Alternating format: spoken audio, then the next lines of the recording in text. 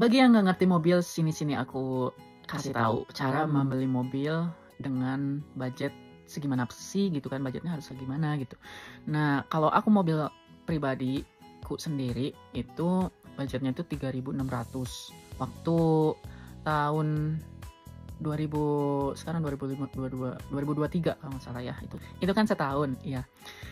Nah, ada yang nanya, kita belinya sesudah kerja atau sebelum kerja?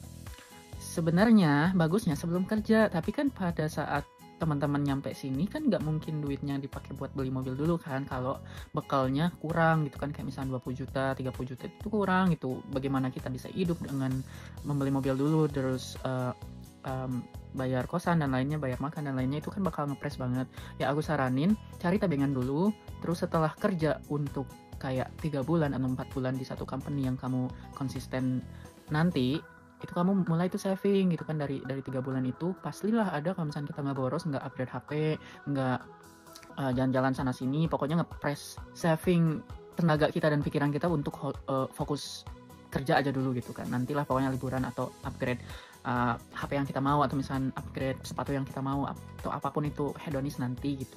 Nah baru itu bisa kekumpul tuh sebanyak 3.000 atau 5.000. Nah setiap mobil kan beda-beda ya brandnya dan kualitasnya, tapi yang aku saranin teman-teman save-nya itu 5.000 ke 7.000 sih, karena itu memang otomatis dan dapatnya itu bisa Toyota atau Honda, yang mana itu tuh manufaktur Jepang kan. Tapi yang kalau misalkan ada problem, ada broken, itu tuh spare part Toyota sama Honda atau Hyundai gitu ya yang banyak tuh, sama Mazda, itu tuh brand-brand yang mahal tapi tuh spare partnya gampang didapat gitu. Kayak aku Holden, maaf Holden, karena banyak banget problem yang aku dapet, terus spare partnya mahal banget, dan itu nunggunya walaupun aku di City harus inden dari Sydney. Jadi kayak kok gini gitu, bukannya Holden ini manufaktur Australia langsung gitu kan. Jadi kayak aku pikir sebelum beli Holden dan temanku bilang Holden itu bagus, mikirnya oh ya akan gampang nih cari spare partnya gitu kan, nggak harus inden luar negeri, taunya sama aja. Ya beda state sih ya sama aja bohong. Jadi kayak aku juga harus nunggu dulu kan, kayak seminggu 2 minggu. Dan kalau misalnya spare partnya misalkan ada mirror gitu kan, aku nabrak apa gitu, mirrornya pecah, terus pengen beli mirror yang second hand, itu tuh harus ya nunggu gitu beberapa hari, nggak 1 hari selesai gitu. Itu aku pengalamannya kayak gitu waktu dulu. Jadi gitu sih, bagi yang baru sampai di Aussie, bagusnya cari tebengan, cari travel mate-nya orang Indo atau travelnya orang luar, dengan mobil yang reliable gitu.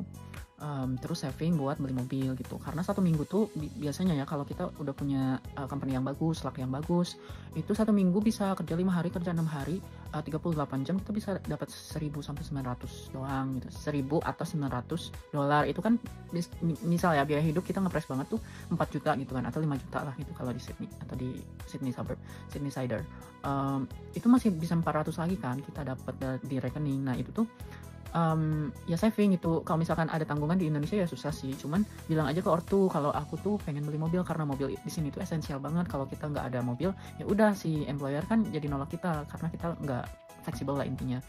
Jadi ya bilang aja ke ortu kalau aku nih pengen beli mobil dulu kalau bisa. Tapi kalau nggak bisa ya harus terima konsekuensinya kalau kita harus nebeng terus sama orang gitu. Nah kalau nebeng tuh berapa sih seminggunya gitu kan. Ada beberapa temen yang aku pernah tebengin, itu tuh pengen 1 kali jalan tuh $5. Jadi kalau bolak-balik tuh 1 harinya $10. Jadi kalau 5 hari kerja ya udah 50 1 minggu gitu. Ada juga yang 1 minggu dipatok gitu, 60 1 minggu walaupun kerja 5 hari gitu. Ada juga kayak gitu. Jadi tergantung agreement dari satu mobil itu kayak gimana gitu. Ya udah, semoga bermanfaat info yang aku tahu selama ini hampir 3 tahun di Australia.